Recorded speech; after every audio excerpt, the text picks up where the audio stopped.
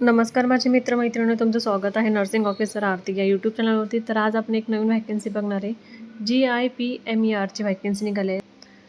Jawaharlal institute of post graduate medical education and research ह्याची vacancy निघालेली आहे. तर आपण ही व्हॅकन्सी नाही का काय आहे रिक्वायरमेंटमध्ये आपण बघूयात. आता त्याचा फॉर्मचा पण फॉर्मॅट दिलेला आहे ज्याच्यामध्ये ते नाही का एक प्रोजेक्ट म्हणून आहे. ह्याच्यावरती कॉन्ट्रॅक्टवरती प्रोजेक्ट करणार आहेत ते. तर ह्याच्यामध्ये नाही का प्रोजेक्ट आहे. त्याच्यामध्ये प्रोजेक्टचं आपण आता बघूयात किती व्हॅकन्सी किती कोणाला आहे त्या ठिकाणी. पोस्ट नाही ह्याच्यामध्ये प्रोजेक्ट नर्स थर्ड आहे. ह्याच्यामध्ये education qualification BSc nursing from university. याच्यामध्ये युनिव्हर्सिटीचं आपल्याला एज्युकेशन कंप्लीट पाहिजे. त्याच्यानंतर सांगितलं क्वालिफिकेशन अँड एक्सपिरियन्समध्ये नाही का रिसर्च क्लिनिकल एक्सपिरियन्स ऑन्कोलॉजी टेक्नॉलॉजीचं ह्याच्यामध्ये आपलं सायकोलॉजीचं कंप्लीट पाहिजे रिलेटेड स्टडीचं. त्याच्यानंतर एक्सपिरियन्स पाहिजे कॅन्सर पेशंट काउन्सिलिंगचं आपल्याला एक्झामिनेशन करता आलं पाहिजे. फॉलोअप त्यांचं व्यवस्थित घेता आलं पाहिजे आपल्याला. ह्या ठिकाणी आपल्याला लँग्वेज व्यवस्थित आली पाहिजे. स्पीक करता रीडिंग रायटिंग हे सगळं बघणार आहे त्या ठिकाणी. आणि बेसिक कॅम्प्युटर आपल्याला स्किल्स अँड नॉलेज पाहिजे ह्या ठिकाणी. MS office excel MS word email video कॉन्फरन्सवाली आपल्याला सगळं हँडल करता आलं पाहिजे. ह्या ठिकाणी सॅलरी 28,000 दिलेले आहे ह्याच्यामध्ये. आणि एज लिमिटेशन ह्या ठिकाणी 35 वर्षापर्यंत आपण भरू शकतो असं सांगितलेलं आहे या ठिकाणी. त्याच्यानंतर आपलं रोल काय आहे आपण ते बघूया याच्यामध्ये. आता ह्या ठिकाणी रोल आणि रिस्पॉन्सिबिलिटी दिलेली आहे आपल्याला. पेशंटला व्यवस्थित काउन्सिलिंग करता आलं पाहिजे. त्यांची कन्सर्ट आणि रिक्वायरमेंट काय आहे ते आपण बघितले पाहिजे. इम्प्लिमेंटेशन करता आलं पाहिजे केअर प्लॅनिंगनुसार आपल्या रेग्युलेशनमध्ये.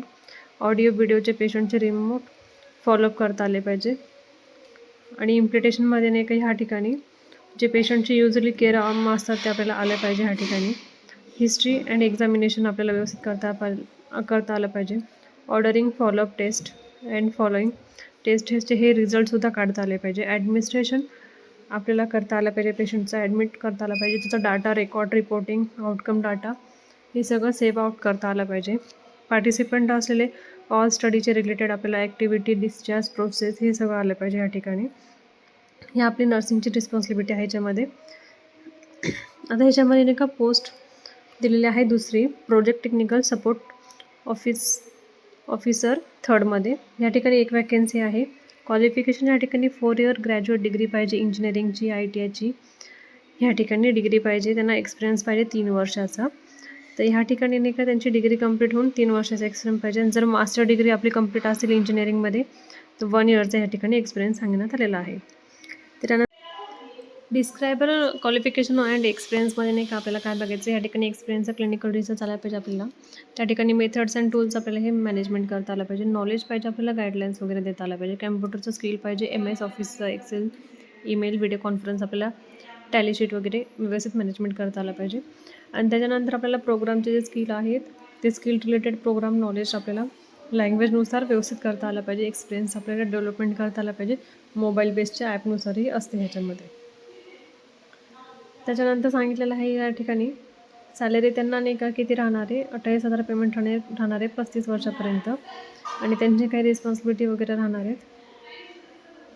आणि ह्या ठिकाणी नाही का आपल्याला CV बनवायचा आहे. CV बनवून हे ईमेलवरती आपल्याला व्यवस्थित पाठवायचं आहे. आणि आपले ऑल डॉक्युमेंट जे आहेत ना ते एकाच PDF स्कॅनिंग करून व्यवस्थित त्यांना सेंड करायचं आहे. ॲप्लिकेशन हे आपल्याला फॉर्मॅट एक्सेप्ट करणार आहे त्यांनी. त्याच्यासाठी नाही का आपल्याला नॉट फॉर्मॅट म्हणजे ॲप्लिकेशन जे आहे ना त्या ठिकाणी प्रोसेसनुसार आपल्याला फिलअप करायचं आहे. आणि ईमेल IDवरती त्यांना पाठवायचं आहे PDF. आणि नेम आपलं नेम ॲप्लिकेशन इयर ते व्यवस्थित सेंड करायचं आहे.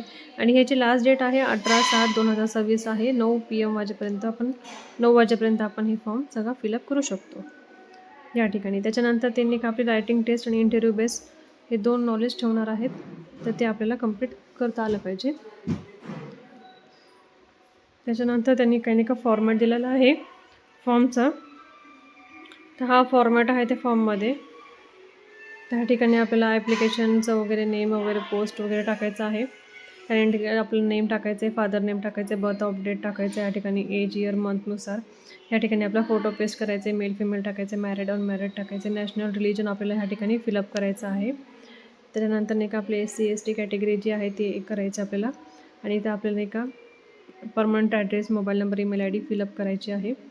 त्यानंतर आपल्याला ह्या ठिकाणी सांगण्यात आलेलं आहे की आपली लँग्वेज जी आहे रीडिंगसाठी कोणती येते ते लँग्वेजच्या ठिकाणी टाकायचं. मराठी हिंदी इंग्लिश जी कोणती लँग्वेज आहे ती लँग्वेज टाकायची आहे.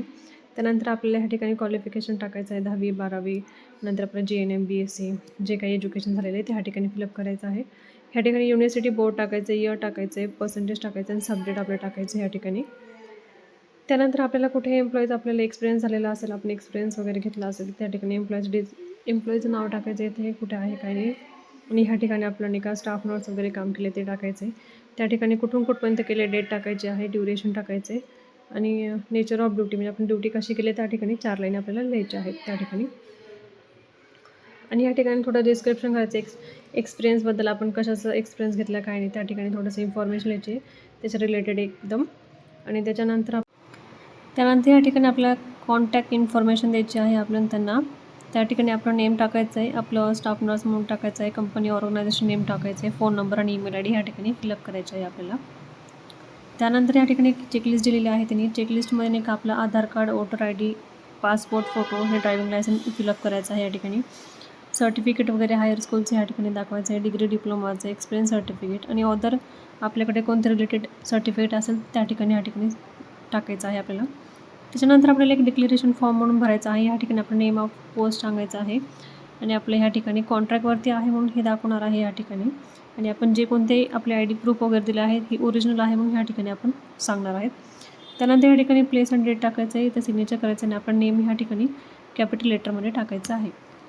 अशा पद्धतीने आज आपली नाही का वॅकन्सी होती, GIPMRE ची वॅकन्सी होती. अशीच व्हिडिओ बघण्यासाठी आपल्या यूट्यूब चॅनलला फॉलो करा, सबस्क्राईब करा आणि शेअर करा. धन्यवाद.